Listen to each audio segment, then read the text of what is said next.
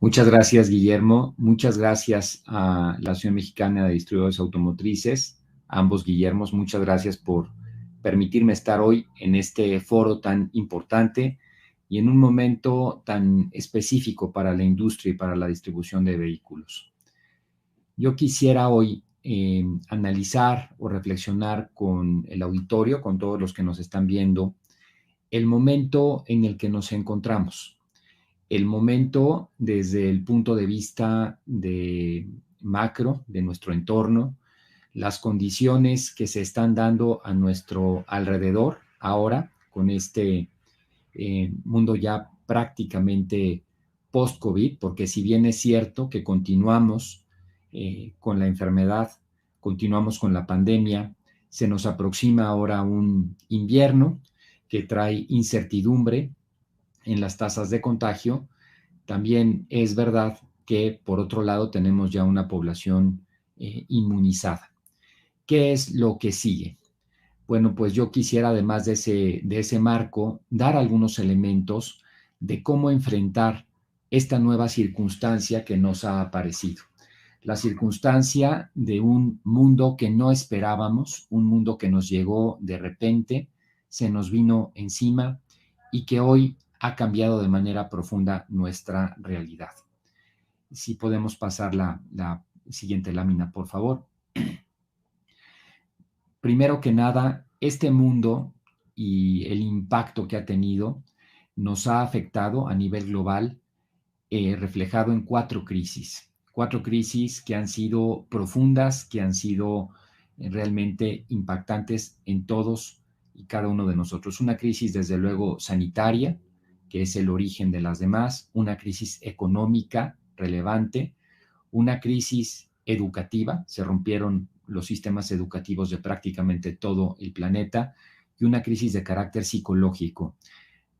Si podemos pasar la siguiente lámina, por favor. En el caso de la crisis sanitaria, la crisis sanitaria nos hizo pasar en un momento determinado de una epidemia. De repente escuchamos una noticia por ahí de octubre del año 2019, que en la ciudad de Wuhan, en China, estaba habiendo un virus que en un momento determinado se escuchaba, se veía, se pensaba, pero que no nos preocupaba tanto. Ya habíamos escuchado en otras ocasiones, ustedes quizás recuerden algunos, en los años 90, otro tipo de coronavirus. Habíamos oído hablar de la gripe aviar, habíamos escuchado hablar aquí mismo en nuestro país del H1N1, y pensábamos que ese tipo de epidemias tenían unos parámetros en tiempo e impacto.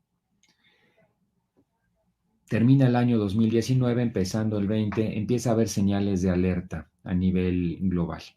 Empieza a haber un contagio cada vez más descontrolado, las noticias empiezan a ser cada vez más preocupantes, hasta que el 11 de marzo del año 2020 se da un momento histórico para la humanidad.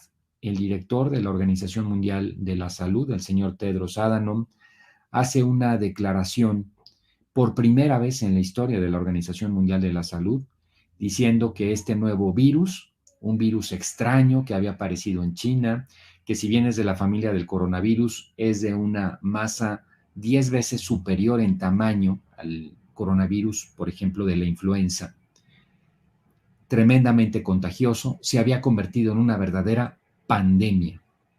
Y esto puso todas las alarmas del mundo a sonar. A partir de este momento, parecería que hubo un antes y un después. Se nos dio una especie de parteaguas en la historia, un punto de inflexión. Se declara pandemia. ¿Qué quiere decir que se declaraba pandemia? Pandemia quiere decir que la enfermedad se declaraba global. Según la Organización Mundial de la Salud, estamos enfrente de una pandemia cuando el contagio ha pasado de un continente a otro y en el nuevo continente comienza a haber contagio local, una verdadera pandemia. Al paso de los meses, en el mes de agosto del año pasado, del año 2020, en un congreso muy importante de la Organización Mundial de la Salud, un congreso del cual se derivaron muchas conclusiones sobre tratamiento y posibles vacunas en su momento. Ya se había avanzado en la investigación, todavía no habían salido al mercado ninguna de las que conocemos actualmente. Se dice el COVID-19 es una endemia. Endemia quiere decir que es una enfermedad que llegó para quedarse. Es una enfermedad que no se va a poder erradicar. Es una enfermedad con la que tenemos que acostumbrarnos a vivir a partir de ahora. Desde luego, con los cuidados correspondientes, las medidas sanitarias, la vacunación, las consecuencias se espera que cada vez sean más controlables, que se pueda vivir sin el miedo, sin las condiciones que hasta ahora hemos tenido, pero tenemos que entender que este es un virus que se quedó ya allí. Esto también significa, por otro lado, que el virus pues va a continuar mutando, va a continuar cambiando, como todos los virus. Cuando pasan de un organismo a otro tienen ciertas mutaciones. Cuando son varias las mutaciones, pues ese virus, como ustedes saben, genera una nueva cepa. Y como pasa en el caso de la influenza, que es otro tipo de coronavirus, va a requerir permanentes vacunaciones y un cuidado permanente de parte de nosotros. Un virus que llegó para quedarse. Esto fue en agosto del año 2020. En noviembre del año 2020, en la revista Lancet, que es la revista más prestigiosa a nivel médico, a nivel global, el doctor Horton, que es el director editorial de la revista, declaraba esta enfermedad como una sindemia. ¿Qué quiere decir esto? Esta es una palabra nueva que se acuñó en la década de 1990, es reciente y viene de la conjunción de las palabras sinergia e endemia. Sinergia, que la suma de los elementos da más que la suma simple, o sea que cuando se juntan dos cosas es más que lo que sería la suma simple. Y por otro lado, endemia, enfermedad. Y lo dice porque afecta más a los núcleos más pobres de población, pero también porque este es un virus que nos ha costado mucho entender. Es un virus extraño. La gente que se enferma de COVID, algunas personas parecerían pues que son asintomáticas, como ha sido el caso inclusive de gente mayor, otros inclusive jóvenes quedan muy afectados. Algunos quedan afectados en el aparato gastrointestinal, otros quedan afectados, y ahora esto ha sido un problema serio con muchos que han pasado por COVID, con inflamación cerebral. Otros son inflamación de las articulaciones. En otros casos se dan circunstancias de falta de capacidad pulmonar. Son síntomas muy diferentes. Es una enfermedad que se comporta de forma, insisto, rara, porque cuando uno tiene sarampión, viruela o influenza, más o menos los síntomas de los pacientes son parecidos. Claro, cada organismo es diferente, pero hay más o menos síntomas parecidos. En esta enfermedad eso no ocurre. Y eso es lo que la hace más peligrosa. Parecería que este virus no ataca de manera unilateral, sino que afecta también a otras partes, como si tuviera una lectura de tipo genético, afectando partes débiles de cada ser humano, de cada organismo, de cada persona. Y así fue como en un solo año, algo que era impensable, una enfermedad que era una epidemia cuando inició el año, se fue declarada pandemia, luego endemia y luego sindemia. Es la crisis sanitaria más importante que recordemos y más importante inclusive que la gripe española de hace poco más de un siglo, porque en la gripe española hubo zonas del mundo, no estábamos tan globalizados, donde no se enteraron. En el África subsahariana, algunas zonas de América del Sur, y en este caso nos hemos enterado todos. Y no solamente nos hemos enterado, sino que a todos en el mundo nos ha cambiado nuestro estilo de vida, nuestra manera de ser, de vivir, nuestra manera de enfrentar el mundo. Bueno, pues esta enfermedad nos lleva, esta crisis sanitaria, a una crisis económica, una crisis que fue realmente brutal. El año pasado tuvimos poco más, alrededor de 170 países en recesión, una caída muy importante del Producto Internacional. La economía global cayó más de un 4%, de hecho casi un 5%. Para dar una idea, yo creo que ningún economista ni en sus peores pesadillas se hubiera imaginado una caída de la economía global de ese tamaño. Y en el caso de nuestro país, de México, un 8.5% el año pasado, la caída más grande que tengamos documentada en la historia documental de nuestro país. Esto supuso también, entre otras cosas, como lo hemos visto en la industria automotriz, una ruptura de las cadenas de abastecimiento, que todavía no hemos recuperado. Tenemos la crisis de los chips, una gran crisis económica que con lentitud y con algunos aspectos como entre luces y sombras estamos intentando recuperar. Se habla de una recuperación más o menos robusta en la economía norteamericana, pero también ya se está hablando de sobrecalentamiento e inflación. Si podemos pasar la siguiente lámina, por favor. En ese sentido, las economías están teniendo respuestas diferentes frente a la crisis. Aquí solamente les pongo para ejemplificar dos casos en América Latina, dos casos extremos, el caso de Brasil y el de México. Mientras que Brasil destinó el 10% de su Producto Interno Bruto a atender los costos sociales de la crisis, México destinó menos del 1%, el 0.7%.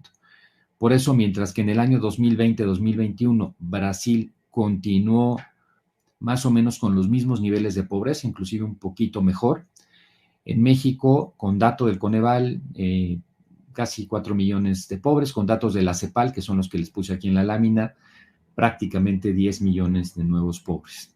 Esos 10 millones de nuevos pobres que nos había costado casi 2 décadas sacar de la pobreza. Si pasamos, por favor, la siguiente lámina. Por otro lado, una crisis educativa. En todo el mundo se rompieron los sistemas educativos. Los jóvenes, los niños, los universitarios dejaron de ir a clase. En marzo de este año se publicó la encuesta para la medición del impacto de COVID-19 por el INEGI, donde se puso este dato que es impresionante. El año que terminó, el año escolar que terminó en el verano pasado, ahora estamos en octubre, el que terminó en junio-julio, más de 5 millones de estudiantes no se inscribieron al ciclo escolar, más de 5 millones. Ya del año todavía anterior, del 19-20, cuando justo nos fuimos al confinamiento, no terminaron clases 1.8 millones de estudiantes. Si pensamos que el total de alumnos en nuestro país, tomando desde kinder hasta posgrados, es de poco menos de 30 millones de estudiantes, 5 millones es alrededor de 1 de cada 6 estudiantes. Se quedaron sin asistir a clase y como muchos de ellos son de escuelas públicas, pues se piensa que probablemente ya nunca regresen a las aulas. Un retraso y un golpe a México muy importante. Y por otro lado, los alumnos que se continuaron en clases online, hay muchos estudios de cómo perdieron capacidades cognitivas, porque estar mucho tiempo frente a una pantalla se pierde capacidad de atención y de memoria capitular de corto plazo, capacidades de socialización, han estado encerrados, capacidades físicas, son niños, muchos de ellos que no han hecho ejercicio, que han estado encerrados en un departamento pequeño, hasta ahora que han estado volviendo a clases. Si pasamos la siguiente lámina, por favor. Y esta crisis, que me parece que es la más relevante a nivel global, así como la educativa, esta crisis que es la psicológica, la crisis psicológica, es de la crisis callada, de la que menos se habla, quizás la que menos está en discusión, pero no por ello la menos profunda. De hecho, es la más profunda y la que va a tener implicaciones de más largo plazo. Ya veníamos de un mundo complicado, de un mundo que desde la segunda mitad de los años 80 habían venido creciendo mucho las enfermedades psicológicas de manera alarmante. En 2018 se preveía que la ansiedad y la depresión iban a ser las dos principales causas de discapacidad laboral para el 2020 en economías emergentes. Esto sin la pandemia. Sin la pandemia ya teníamos que la ansiedad y depresión serían las dos principales causas de discapacidad laboral. Con la pandemia, un informe de octubre del año pasado de la Organización Mundial de la Salud nos ha dicho que 1 de cada 2 personas hoy tiene, por lo menos en algún nivel, depresión o ansiedad. Estamos frente a un mundo que está cambiando, un mundo que ya está saliendo del confinamiento. Y este mundo todavía hoy nos presenta muchas incógnitas, muchas cosas que no sabemos cómo van a ser. Sabemos que la vida no regresa de inmediato a la normalidad como la conocíamos en febrero del año pasado, lo hemos visto. Sabemos que hay peligro de las mutaciones del virus. Algo muy profundo, hemos cambiado nuestra concepción del espacio y del tiempo, porque al estar tanto tiempo en una pantalla, encerrados, nos ha cambiado de manera muy relevante. Cada vez que en la humanidad se ha cambiado la concepción del espacio y del tiempo, hemos cambiado de época histórica, de manera de pensamiento. Hemos cambiado nuestros sistemas educativos, que ya muchos de ellos no van a regresar a ser como eran. Vamos a estar mucho en la educación híbrida, presencial y a distancia. El home office ha crecido de una manera impresionante. En distintas encuestas alrededor del mundo, el 60% de los empleados que han estado en home office ya no quieren regresar tiempo completo a la oficina, lo que no significa que quieran estar en home office todo el tiempo. Significa que estos empleados prefieren algo híbrido, donde puedan estar también en su casa. Desde luego, los desplazamientos han cambiado y la reapertura, que la hemos tenido de manera errática en muchos lugares y que hoy, pues todavía continúa así, porque hoy no sabemos cómo nos venga este invierno, en qué condiciones continúe en el mundo el avance de esta enfermedad. Si podemos, por favor, pasar la siguiente lámina. Bueno, ¿cómo estamos llegando aquí? Algunas cosas breves a la nueva realidad, cada uno de nosotros, ahora con todos los retos que tenemos, muy conscientes de nuestra vulnerabilidad. Ahora nos damos cuenta que eso que pensábamos de que en el mundo ya solo las enfermedades crónico-degenerativas iban a ser el problema, que ya habíamos superado las enfermedades infecciosas, que la medicina tenía esos avances, nos ha dado a entender que con una enfermedad hemos puesto en jaque al mundo con un pequeño virus. Hemos dado fin al estilo de vida anterior. Estamos ahora arrancando un nuevo estilo de vida. Insisto, todavía con muchas incógnitas, pero sin duda de un nuevo mundo. Un mundo que está deconstruido, un mundo que se está reinventando, porque es un mundo que de alguna manera necesita tener un nuevo modelo que hoy todavía no está claro. Un mundo líquido es un mundo muy volátil, ¿no? Que se nos va de las manos y, por supuesto, cómo hemos cambiado nuestro sentido de trascendencia como seres humanos. Hoy nos damos cuenta, frente a esta vulnerabilidad, la importancia de la trascendencia hacia el futuro. Sí, podemos cambiar de lámina, por favor. Por eso, algunas de las cosas que tendríamos que estar cada uno de nosotros pensando a nivel personal, en nuestras organizaciones, en nuestras empresas, en nuestras familias, es en trabajar en 4 aspectos muy concretos en este momento específico. Un primer aspecto es ver cómo estamos y cómo podemos aumentar nuestra resiliencia, nuestra capacidad de soportar los cambios, adaptarnos de alguna manera y poder hacer frente a ellos. Cuando hablamos de resiliencia, esta es una palabra que se adoptó de la física y para usarla para efectos psicológicos y ahora se usa mucho. Pero en realidad hay una palabra mucho más rica en el castellano que es la longanimidad. Poco usada, muy olvidada, poca gente la conoce, está en el diccionario de la Real Academia y habla de 2 cosas muy importantes. La capacidad que debemos de desarrollar los seres humanos para soportar las contrariedades y la grandeza de ánimo que podemos y debemos tener los seres humanos para crecernos frente a esas contrariedades. Qué importante esta longanimidad. Nosotros intentar cultivarla no es fácil y también intentar de alguna manera fomentarla en los que tenemos alrededor. Por supuesto, la adaptabilidad. Cada vez este es un mundo que corre a más velocidad y a la mayor adaptabilidad, las mayores posibilidades de no fracasar. La reinvención. Qué importante para el ser humano cada vez que pasa una época de la vida, y esto nos pasa independientemente de la pandemia, tener esa capacidad de reinventarnos, de volver nuevamente a plantearnos nuestra vida desde otro punto de vista. Y por supuesto, yo creo que hoy más que nunca, la reconquista ética. Estamos en un mundo en el cual todos los años crecen los índices de corrupción.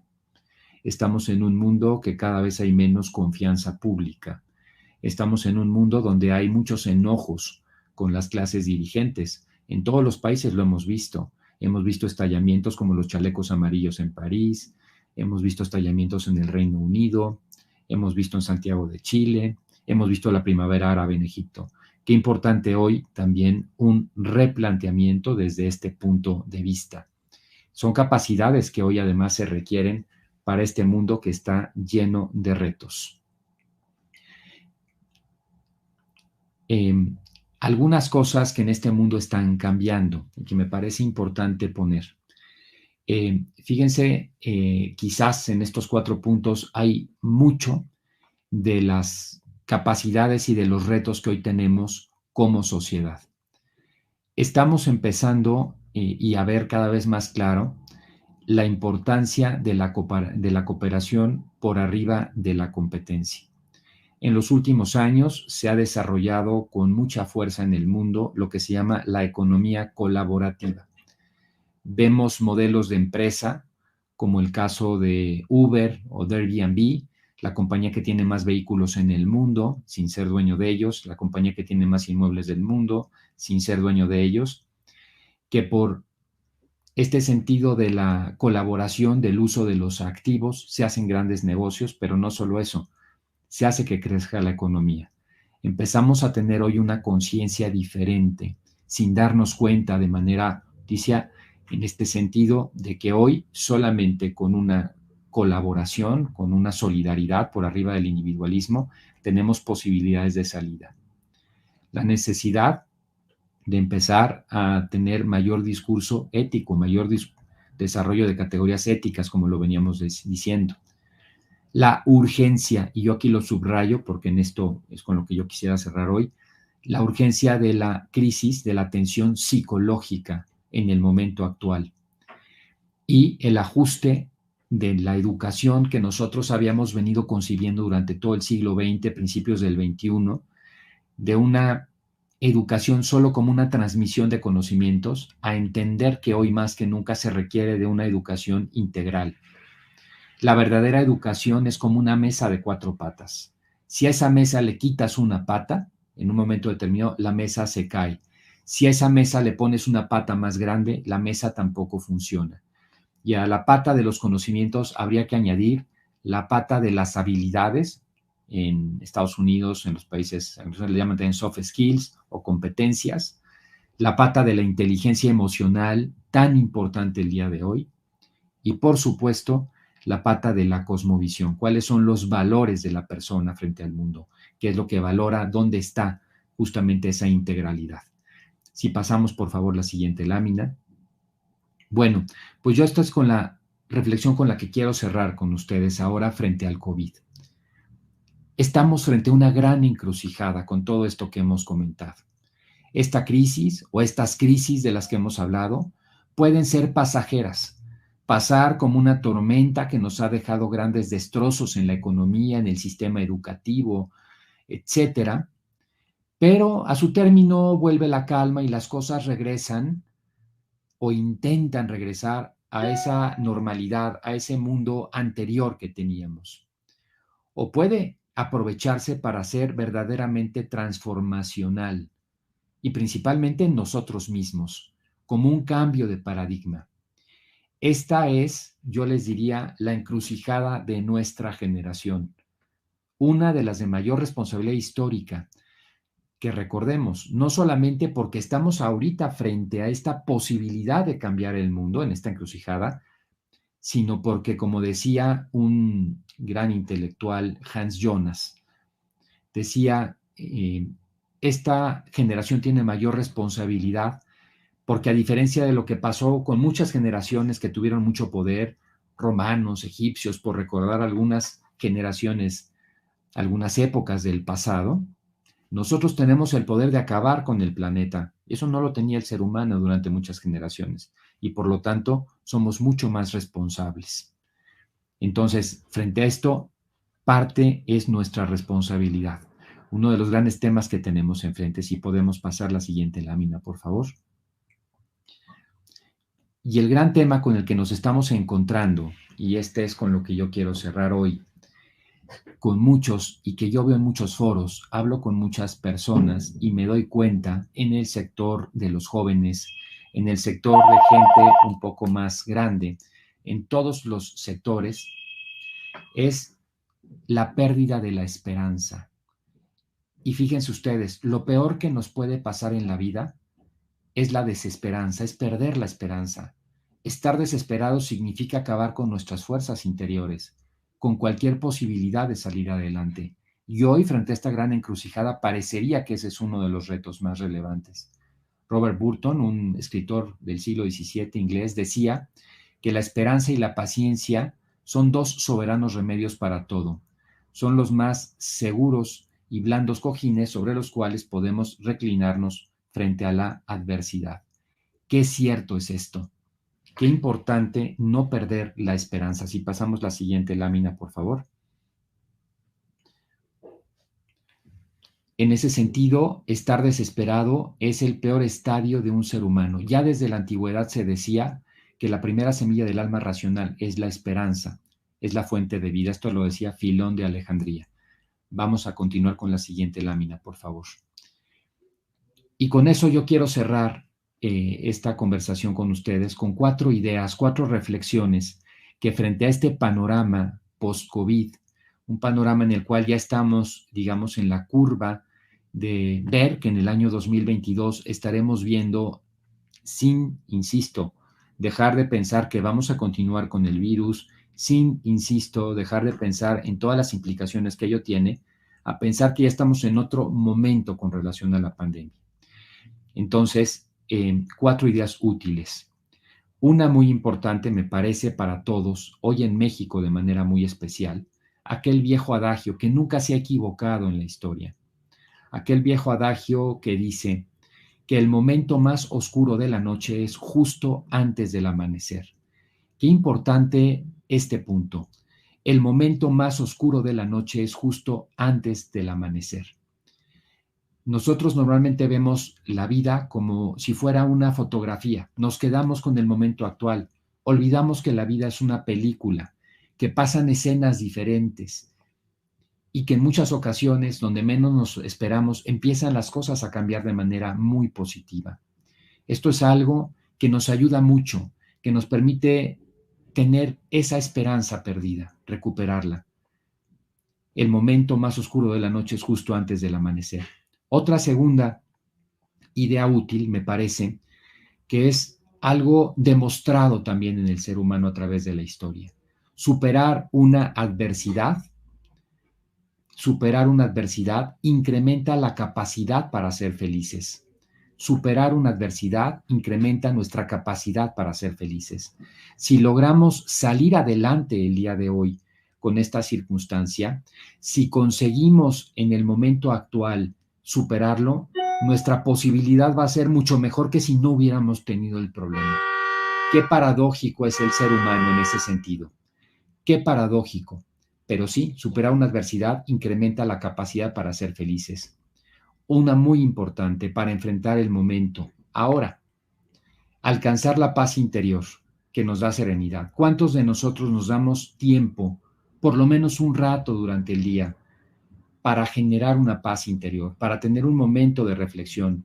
Nos levantamos corriendo de un lado para otro. Corremos al trabajo, regresamos, nos levantamos, volvemos, estamos, dejamos en una actividad que no nos da el espacio de reflexión interior, de ver quiénes somos nosotros, cómo nos encontramos en el momento actual. Qué importante esto también. Alcanzar esa paz interior, buscarla, nos da la serenidad suficiente para comprender los problemas en su justa dimensión, para comprender que los problemas no terminan con el mundo, no acaban con nosotros. Y finalmente, la búsqueda de sentido y de propósito. Pensar que hay algo hermoso más allá, algo por lo que vale la pena vivir. Muchos de ustedes quizás han escuchado hablar de aquel libro de Viktor Frankl, muy famoso, un clásico, El hombre en busca de sentido. Un psiquiatra, Viktor Frankl, en un campo de concentración, en el cual sobrevive a pesar de todas las circunstancias y sobrevive porque le da un sentido a todo lo que le está pasando. Qué importante encontrar cada uno nuestro sentido en la vida. El libro termina diciendo una frase que es, me parece, central con la que termino esta primera conferencia del día de hoy. El libro termina diciendo, quien tiene un porqué para vivir, siempre encontrará el cómo. Quien tiene un porqué para vivir, siempre encontrará el cómo. ¿Cuál es nuestro porqué para vivir? Que no sea solo el ritmo diario, que no sea solo ese activismo de todos los días, que encontremos algo más allá, algo trascendente, y eso nos va a permitir recuperarnos, nos va a permitir enfrentar con más fortaleza mental y de mejor manera este nuevo mundo post-COVID que trae una serie de retos para todos nosotros inmensos. Muchísimas gracias por poder estar hoy con ustedes. Muchas gracias a Guillermo, a todos en el Consejo Directivo de la AMDA. Es para mí un gusto, un honor poder participar siempre con ustedes.